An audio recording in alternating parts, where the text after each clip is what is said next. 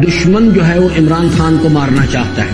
उन्हें पता है बाकी कोई किसी के पास कुछ नहीं है। यहाँ पे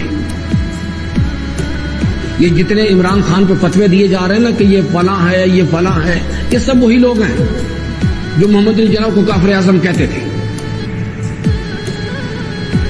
और इमरान खान के बाद मैं आपको बता दूं कि अगर मोहम्मद अली जिन्ना के बाद इससे ज्यादा बासलाहियत, कैपेबल और ऑनेस्ट आदमी पाकिस्तान को नहीं मिला, ये मेरी शनाख्त है। मैं इस सब्जेक्ट का तालिब इल्म हूं। और अब अगर कुछ हुआ तो मैं आपको पूरी जिम्मेदारी से कहता हूं, अगले 300 साल या हमारे वाली आने वाली नस्लें नस्लन बादा नस्लन गुलाम हो जाएंगे। ये याद रखिएगा मेरी बात, नस्लन बादा नस्लन गुलाम हो जाएंगे। मम्मा किसी ने मेरे इमरान खान को गोली मार दी है। अल्लाह ताला मेरे इमरान खान को कुछ भी मत करना, मैंने टीवी में देखा था। जी अस्सलाम वालेकुम ख़ुवातीन हज़रात। आज है जी नवंबर की 3, 2022 और दिन है आज जुमेरात का। तो वही हुआ जो हम सारे किसी ना किसी लेवल पे एक्सपेक्ट कर रहे थे। खान साहब की लापरवाही, ना कोई बुलेट प्रूफ जैकेट, ना कोई बुलेट प्रूफ ग्लास, खुला खाता खाने रखा हुआ है। तो इवेंचुअली ये होना ही था, ठीक है ना। मतलब ये सबको पता था कि बस जो टाइम गुजर रहा है बस वो गुजर रहा है, ये कभी भी हो सकता है। इन्होंने खान के चॉपर ख़राब किए, खान के पायलट को बीमार किया कि वो गिर जाए। इन्होंने खान को जहर देने की कोशिश की, इन्होंने खान साहब की ऑडियो रिकॉर्डिंग करने की कोशिश की, इन्होंने पूरी ट्राई कर ली है। इन्होंने फिर ये लास्ट रिजॉर्ट था और ये होना ही था, ये राना सनाउल्लाह वगैरह इन्होंने करना ही था कि और कोई रह नहीं गई, और कोई चीज़ रह नहीं गई, क्या करें। और लॉन्ग मार्च शुरू हो गया, आप इसको रोक नहीं सकते।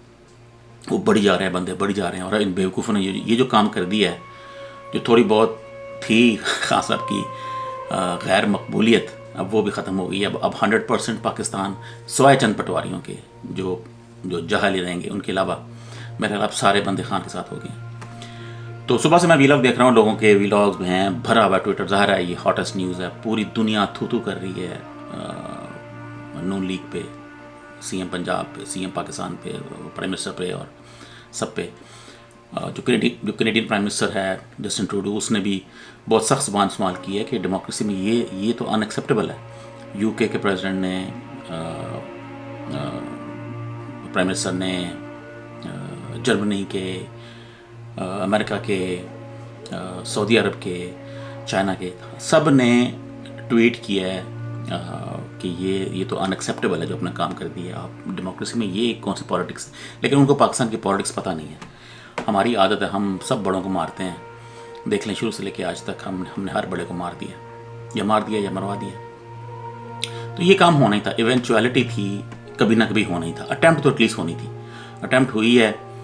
ख़तरनाक अटैम्प्ट है, डेफिनेटली। डराने की कोशिश नहीं थी, मारने की कोशिश थी, कोई शक नहीं है इसमें। और काफ़ी मैंने वीलॉगर्स को मैंने एनालाइज़ किया है, अमजद शुएब साहब को और नारियाज खान को, तारिक मतीन, सब को मैंने देखा है, सब क्या कह रहे हैं। कुछ चीज़ें कॉमन है, कुछ चीज़ें आगे पीछे हैं। ये सारे कह रहे हैं कि खान साहब ने कुछ दिन पहले ये बात की थी कि मुझे जो मेजर जनरल फैसल मुनीर हैं, मुझे उन पर शक है कि वो ये प्लानिंग कर रहे हैं। उनको किसी ने टिप दी है कि जो मेजर जनरल फैसल मुनीर हैं ISI के, वो इसके पीछे ऐसा कोई काम कर सकते हैं, ऐसी कोई वो मिस एडवेंचर कर सकते हैं। और ये भी सुनने में आ रहा है कि वो एक करप्ट बंदा है और स्मगलिंग वगैरह भी करता है, सुनने में आ रहा है कि वो इसमें भी है। और ये भी सुनने में आ रहा है मुबैना तौर पे कि अरशद शरीफ के कत्ल की प्लानिंग के पीछे जो एसेट्स इकट्ठे किए थे वो उसमें इंसाफ का हाथ था। अल्लाह जानता है, ये तो कोई अब नेक नियति से कोई करे तो फिर ही है। तो इसमें भी खान साहब ने इनका नाम भी लिया। ये तीसरा बंदा है जो खान साहब ने 3 नाम लिए हैं। 2 तो ऑब्वियस थे, वो सबको पता है, शहबाज शरीफ, राना सनाउल्लाह तो प्राइम कैंडिडेट है, प्राइम सस्पेक्ट कहना चाहिए उसको। और तीसरे जो हैं मेजर जनरल फैसल नसीर। सुनने में आया कि ये पहले ब्रिगेडियर थे, इनको डायरेक्ट प्रमोट किया गया है मेजर जनरल पे, जो भी रीज़न है हमें नहीं पता। और ये कोई अच्छे बंदे नहीं हैं, इनकी कोई रेपुटेशन अच्छी नहीं है। करप्शन और ये स्मगलिंग और सारा इसमें इनका हाथ है, जो रिपोर्ट्स आ रही हैं डिफरेंट जगहों से। काफ़ी वीलॉगर्स इस पर बात की है। कुछ ने दबे लफ्ज़ों में की है, कुछ ने साफ साफ की है। ये तो कोई JIT बने तहकीक को तो पता लगेगा।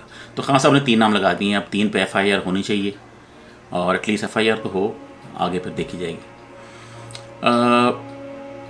DGISI ने और DGISPR ने कुछ दिन पहले ये कहा था कि जी खान साहब जो है ना ये ऐसे ही बस ये पैरानॉइड हैं, इनको कोई ख़तरा नहीं है किसी किस्म का। तो अब वो मेरे ख्याल दोबारा आएँ और एक और प्रेशर करें और बताएं अब खान साहब को ख़तरा है कि नहीं। पता नहीं कैसे लो IQ के लोग हमने हायर किए होते हैं आर्मी में, इस लेवल पे कैसे पहुंच जाते हैं इतने लो IQ के बंदे कि इनको कोई अक्ल वगैरह नहीं होती कि हम क्या बात कर रहे हैं। या आपको याद होगा जब खान साहब की गवर्नमेंट टॉपल हुई थी तो DGISPR फ़ौरन भागे आए थे, वो देखो जी डॉलर ऊपर चला गया है, उसके बाद डॉलर का क्या हाल हुआ है। तो ये समझ से बाहर है कि ये इतने इन्फीरियर IQ के लोग कैसे ये बन जाते हैं इतनी ऐसी पोजीशंस पे।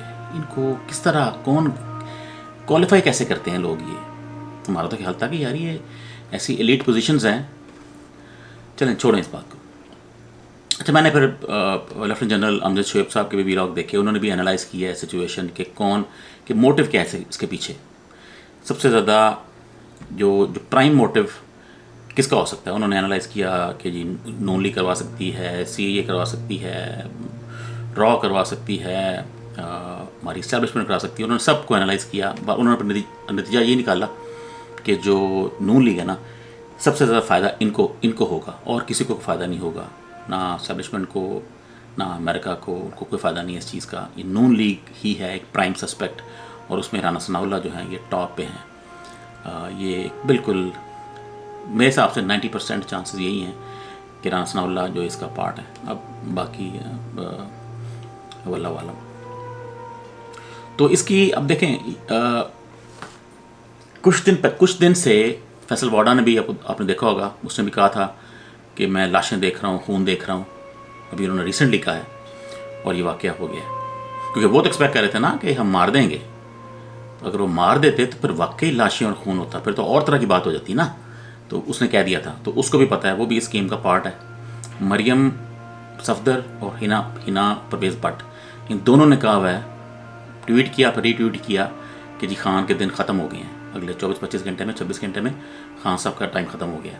तो उनका भी ये ख्याल था कि ये जो है हमारा प्लान सॉलिड है, हम इसको मार देंगे खान को, लेकिन वो जिसको अल्लाह ने बचाना हो। तो ये भी एक प्राइम सस्पेक्ट दोनों हैं, इन पर भी FIR होनी चाहिए। डीजल ने भी कहा हुआ है कि ये एक फितना है, इसको कुचल दें, उसने भी इश्तिहाल दिलाया हुआ है, उस पर भी FIR होनी चाहिए उस घटिया आदमी पे। राना सनाउल्लाह पे तो रहा है, वो तो टॉप पे है, उसने तो बेशुमार दफ़ा कहा है कि तुम और सही, हम तुम्हें कुचल देंगे, हम तुम्हें ये कर देंगे, तुम्हें फ़लाँ कर देंगे, तुम फितना हो, ये तो फ़लाँ। तो ये इसको सबसे पहले FIR राना सनाउल्लाह पे होनी चाहिए इस गधे पे। दूसरा जो अमजद शोएब साहब हैं लेफ्टिनेंट जनरल, उन्होंने भी इजाज़ एहसन ने भी और भी काफ़ी लोगों ने जिस बंदे को उन्होंने पकड़ा है उसकी जो रटी रटाई जो उसने बात पड़ी है वो इंतहाई कॉमेडी है। देखना, वही मैं कह रहा हूँ कि ये जो ये काम कर रहे हैं उनके IQ कितने लो हैं। वो समझ रहे हैं कि हम वो 1980 के लोग बैठे हुए हैं जिन्हें पता ही कख नहीं, इनको जो मुझे सुना दो। ऐसा कभी हुआ है कि इतना हाई प्रोफाइल बंदा, उस पर कत्ल की अटेम्प्ट हुई हो और आपने एक प्राइम सस्पेक्ट पकड़ लिया हो, आप आधे घंटे में उसको ऑन एयर कर दे? ऐसा कौन करता है दुनिया में? आप तो मुंह पे कपड़े डालते हैं, काले कपड़े, कुछ देखना ले।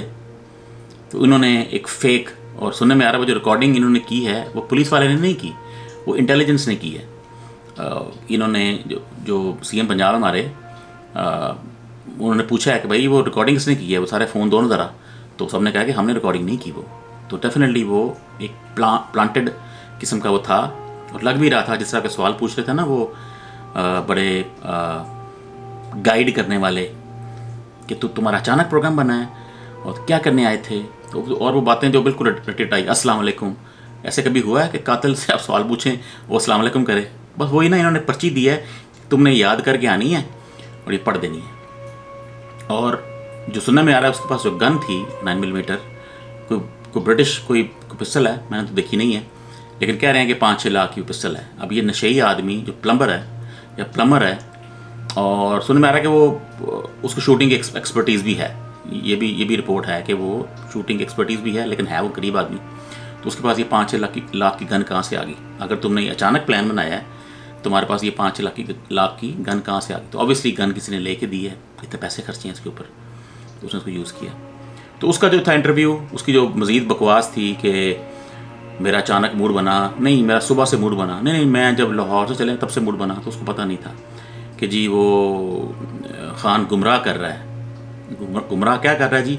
वो अजान हो रही थी तो ये इधर गाने चल रहे थे। देखें कितने ये गंदे और गलीज लोग हैं जिन्होंने ये प्लांट किया है।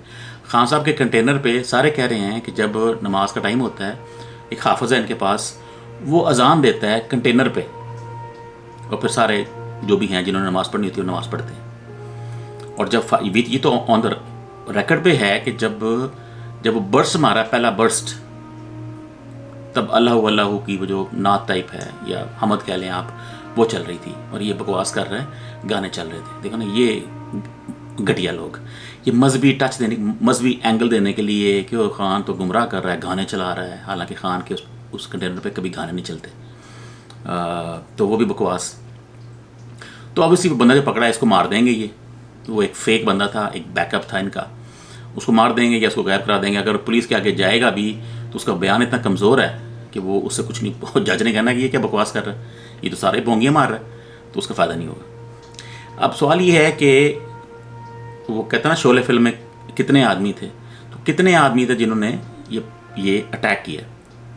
तो डिफरेंट वीलॉग से जो मैंने एनालाइज किया है कि ग्राउंड पे कम से कम 2 बंदे थे, 2 या 3 बंदे थे, 2 तो एटलीस्ट थे। एक पकड़ा गया, एक भाग गया, कोई नवीद भट्ट है कोई, वो भाग गया, उसके पीछे गए मैं पकड़ने के लिए।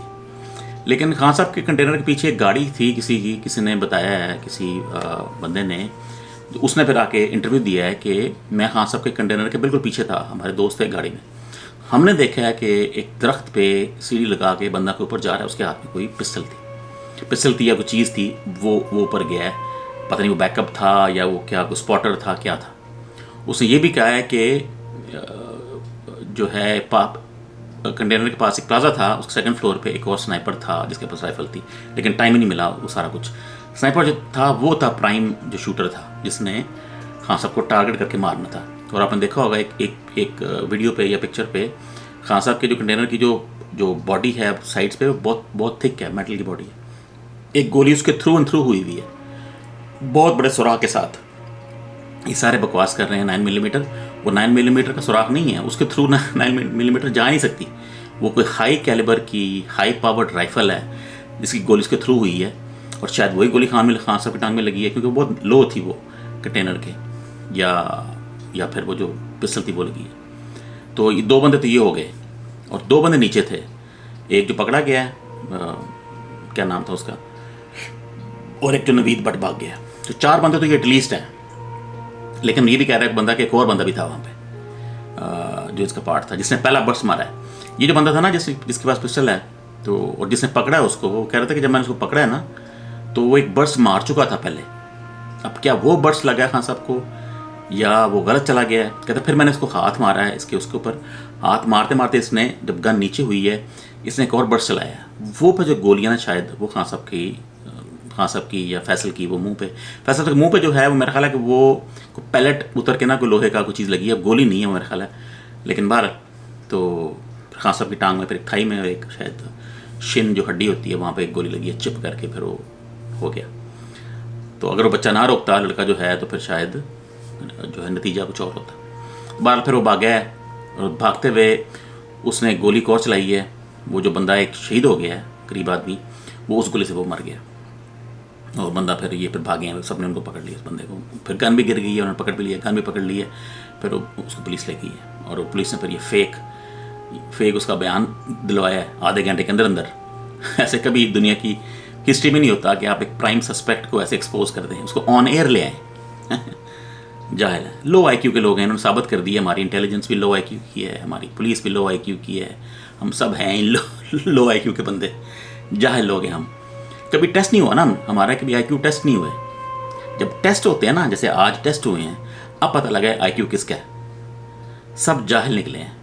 पंजाब में अटैक हुआ है, तो परवेज़ इलाही साहब ने क्या किया? ये किस तरह हो सकता है कि आपके सूबे में इतनी सिक्योरिटी में एक बंदा खान साहब के इतने पास चला जाए कि वहाँ से गोली चला दे। स्नाइपर कैसे आपका, यानी कि आपके रडार पे नहीं आया जिसने गोली मारी है वो हाई पावर राइफल से, वो कैसे निकल गया? किस तरह की सिक्योरिटी है? या खुद करवा रहे हैं ये खान साहब को मरवाना चाह रहे हैं अंदर के बंदे? जो मैंने कहा है कि जो स्लीपर सेल्स जो सारे कह रहे हैं कि फैसल वाडा जो है ये ISI का एक प्लांटेड बंदा है, ये एक स्लीपर सेल है। एक आपने देखा होगा एक टर्म यूज़ होती है इंटेलिजेंस की फील्ड में, स्लीपर सेल, कि जी आपने अपने बंदे इंजेक्ट किए होते हैं ग्रुप्स में, वो कुछ ऐसा काम नहीं करते, वो नॉर्मल काम करते हैं, आपका ट्रस्ट भी लेंगे, आपकी सारी हेल्प करेंगे ये वो, लेकिन जब उनको ज़रूरत पड़ेगी तो उसको किसी तरीके से ट्रिगर करेंगे। तो फैसल वाडा ने जो किया ये वही काम किया है। ऐसे लास्ट रिजॉर्ट उन्होंने उसे कहा कि तुम अब बकवास करो, उसने बकवास शुरू कर दी तो वो एक्सपोज हो गया। सुनने में आ रहा है 2 या 3 और बंदे हैं स्लीपर सेल के खान साहब के बहुत क्लोज जो हैं, तो खान साहब के क्लोज, लेकिन वो बंदे इंटेलिजेंस के हैं, वो स्लीपर सेल हैं, वो बैठे हुए हैं, जब चाहिए होगा तो वो लोग उनको यूज़ करेंगे, उनसे गोली भी मरवा सकते हैं, उनसे जहर भी दे सकते हैं, कुछ भी करवा सकते हैं। तो वो उन्होंने रखे हुए हैं कि जब कुछ और ना हो, सुनने में आ रहा है 2 या 3 बंदे और हैं। अच्छा, ये तो हो गया कि कातिल एटलीस्ट 4 थे या 5 थे, और मल्टीपल गन्स थी, एक गन पकड़ी गई है, एक बंदा भाग गया है, एक वो स्नाइपर था। खान साहब के ग्रुप में 3 या 4 स्लीपर सेल्स हैं, जो वाडा है वो पकड़ा गया। अब दूसरी बात जो एक व्लॉगर ने की है, उसका नाम मैं नहीं लेता क्योंकि उसने भी बड़े एहतियात से की थी, कि उसको बड़ा वसूख था कि एक अटैक और बहुत जल्दी होगा खान साहब पे, इस अटैक के बाद एक अटैक और फ़ौरन होगा, अगले 2 हफ्ते में, 3 हफ्ते में, या मैक्सिमम 1 महीने में बहुत बड़ा अटैक होगा, गोली से भी होगा और बॉम्ब से भी होगा। अब वो लॉन्ग मार्च में होता है, लॉन्ग मार्च के आगे पीछे होता है। खान साहब जब कोई ऐसी पोजीशन में आते हैं जहाँ पे हो सकता है तब होगा, जैसे भी होगा, कहते हैं एक और अटैक लाजम होना है, ये उनका प्लान का पार्ट है। ये इसका मतलब ये नहीं है कि ये उनसे गलती हो गई और ये मिस हो गया है, उनका पहले ये बैकअप प्लान है कि अगर इस खान में इसमें बच गया तो नेक्स्ट हमारा प्लान ये है। तो वो प्लान ऑलरेडी इन प्लेस है और वो अब इन मोशन भी है। 2 से 3 हफ्ते में एक और इससे बहुत बड़ा अटैक होना है खान साहब पे, और उसमें जो वाडा ने कहा है लाशें गिरेंगी, वो वाला प्लान होगा, जिससे इनको चाहिए कि उससे अब अपनी सिक्योरिटी, बुल प्रूफ जैकेट्स, अपने करीब जो हसार है उसको बहुत सिक्योर करें और इन पे FIR करें, इनको अंदर करें, रामसल्ला को, ये जो गंदे गंदे लोग हैं सारे, इनको अंदर करें और फिर शायद बचत हो सके। क्योंकि आपके जो स्लीपर सेल हैं वो तो कुछ भी कर सकते हैं ना। मैं मिसाल दे रहा हूँ, अगर फवाद चौधरी स्लीपर सेल का पार्ट है, मिसाल दे रहा हूँ, है नहीं वो, अगर वो हैं तो सोचें कितना आसान है खान साहब को मारना, या कोई और शहबाज गिल मसलन, तो कितना आसान है। तो 2-3 और स्लीपर सेल के बंदे हैं जिनको ये यूज़ करेंगे जब इनसे कुछ और नहीं होगा, ठीक है। और एक और अटैक इनएविटेबल है जो अटैक होना है खान साहब पे, और बहुत बड़ा अटैक होना है, उसमें बॉम्ब्स भी यूज़ होंगे। अभी बॉम्ब यूज़ नहीं हुए, अभी इन्होंने जानबूझ के बॉम्ब यूज़ नहीं किए, इन्होंने ये अटैम्प्ट की है कि शायद इसमें काम बन जाए, लेकिन जिसको अल्लाह ने बचाना है उसको तो आप कुछ नहीं कर सकते ना। अगर खान से अल्लाह ने कोई काम लेना है पाकिस्तान का, फिर आप जो मर्ज़ी कर लें, फिर आप चाहे यहाँ पे शैतान को खुद ले आएँ, वो भी कुछ नहीं कर सकेगा। और नॉर्मली ऐसे ही होता है, जिससे अल्लाह ने काम लेना है वो अपना काम करके ही जाता है। आप कायद आज़म को देख लें, वो करके ही गए हैं अपना काम। अभी खान साहब की बारी है, और ये मकबूल जान ने तो बहुत ही जज्बाती किस्म की बात की है। वो आप खुद ही उनको देखें, मैं यहाँ नहीं प्ले कर सकता। बहुत उन्होंने अच्छी बात की है उन्होंने एक खान साहब के बारे में कि ये यानी कि पाकिस्तान की आखिरी होप है, इसके बाद पाकिस्तान नहीं। आप शुरू में भी देखा होगा किसी मौलाना की मैंने स्पीच किसी ऑडियो निकाली है, सारे कह रहे हैं कि ये समझे कि ये खान साहब जो है ना, ये बंदे वो हैं जो हज़ारों साल में निकलते हैं, कायद आज़म की तरह, अल्लामा इकबाल की तरह। ये वो लोग हैं, ये वो उस तरह नहीं है जो मासेस हैं, जैसे हम और आप हैं, ठीक है ना। हमसे अल्लाह ने कोई ख़ास काम नहीं लेना, ठीक है ना। नवाज शरीफ, ये सारे चवल जो है ना, ये हम जैसे ये कुछ नहीं, ये इनकी कोई वो नहीं है। खान साहब जो हैं ये सेलेक्ट होके आए हैं, वो देखें आप, और मकबूल जान साहब की वो जो है ना, वो बहुत अच्छा उन्होंने 6-7 मिनट की बात की है, बहुत ज़बरदस्त बात की है उन्होंने। और ये जो मौलाना है, इन्होंने भी वही बात की है कि ये आपकी आखिरी होप है पाकिस्तान की, ठीक है ना। पटवारी जो मर्जी पटवारी तो हैं, वो तो हैं, जहालत तो ख़त्म नहीं हो सकती, लेकिन ये पाकिस्तान की आखिरी होप है। खान साहब ने अगर वो कर लिया जो वो करना चाह रहे हैं, तो पाकिस्तान ऑन ट्रैक है। अगर खान साहब कोई एलिमिनेट कर लेते हैं, अब वो तो अल्लाह की मर्जी है, लेकिन फॉर एग्जाम्पल अगर कर लेते हैं, तो अगले 300-400 साल, 500 साल नून लीग, पीपीपी या आर्मी, फिर ये इतने स्ट्रांग होके आएंगे ये कि आपकी सोच है, आपकी सोच है। ये बहुत ही गंदे लोग हैं, ये नून लीग वाले और ये पटवारी और ये जाले हैं, गंदे घटिया लोग हैं, गलीज लोग हैं। ये आपने देख लिया क्या हो रहा है आजकल। तो ये जब खान साहब अगर रास्ते में, खान साहब इनके रास्ते में है, ठीक है ना, खान साहब उनके रास्ते में है, और खान साहब आखिरी होप है पाकिस्तान की, आखिरी होप है।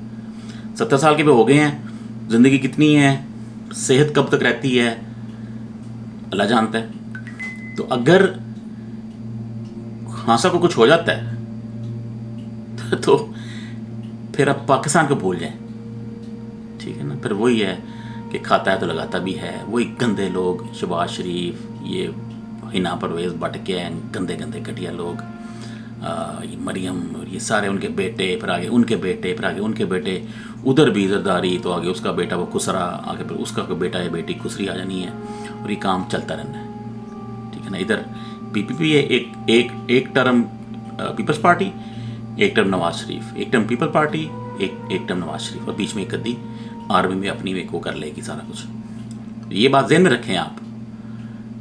आखिरी ऑप्शन है इमरान खान साहब। इस लेवल का बंदा, इस कैलिबर का बंदा और नहीं आने वाला अगले 500 साल भी, ठीक है ना आप।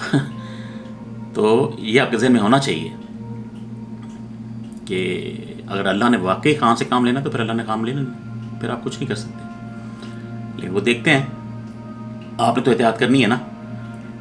तो अब FIR सुबह कटती है नहीं कटती, क्या होता है, राना सलाहुल्लाह ने और ये घटिया ने और वो मरियम जो औरंगज़ेब है, डडू चार्जर, उन्होंने उनको प्रेस कॉन्फ्रेंस की है, मैंने उनकी देखी। वो तो बेसिकली गलीज लोग, उनको तो लानते हैं शक्लों पे, और नौसत टपक रही है राना सलाहुल्लाह पे और मरियम औरंगज़ेब पे, और उनका तो कोई ऐसी ख़ास औकात नहीं है उनको देखने की। तो बहरहाल तो FIR करें, फिर पता लगेगा कि अब आगे क्या होता है। लेकिन ये बड़ी बात याद रखें कि एक अटैक और होना है अगले 2 या 3 हफ्ते या मैक्सिमम 1 महीने में। अगर आप वो विंडो क्रॉस कर लेते हैं तो फिर आप सेफ हैं, नहीं तो अगला अटैक तैयार है, जो है बेनज़ीर की तरह, ठीक है। उन्होंने बड़े बड़े बंदे मार दिए हैं, ज़िया-उल-हक हो गया, बेनज़ीर हो गया, तो खान की सिक्योरिटी उनसे ज़्यादा स्ट्रॉन्ग नहीं है। आपने ज़िया-उल-हक को मार दिया, अब उसके अपने चॉपर में मार दिया आपने, तो खान साहब की क्या औकात है। अगर मारना ही है, अगर अल्लाह ने खान को लेके जाना है, तो फिर आप जो है कुछ नहीं कर सकते। तो बहरहाल एक स्लीपर सेल से खान साहब को एहतियात करनी है। 2 बंदे हैं स्लीपर सेल के और वाडा के अलावा, और दूसरा जो अगला अटैक है इनएविटेबल है, 2 हफ्ते 3 हफ्ते या 1 महीना, जिसमें एक बहुत बड़ा अटैक होना है। वो फुल ऑन अटैक होना है, गन्स और बॉम्ब के साथ। डिफरेंट टीमें होंगी, कोई स्पॉट देखेंगे, कोई वीक स्पॉट, जब कोई ऐसा कोई मौका मिलता है तो वो उसको यूज़ करेंगे। अब वो कोई और बंदा यूज़ करते हैं, स्लीपर सेल यूज़ करते हैं, बहरहाल, लेकिन वो चीज़ होनी है। चलें जी, ओके, अल्लाह हाफिज़।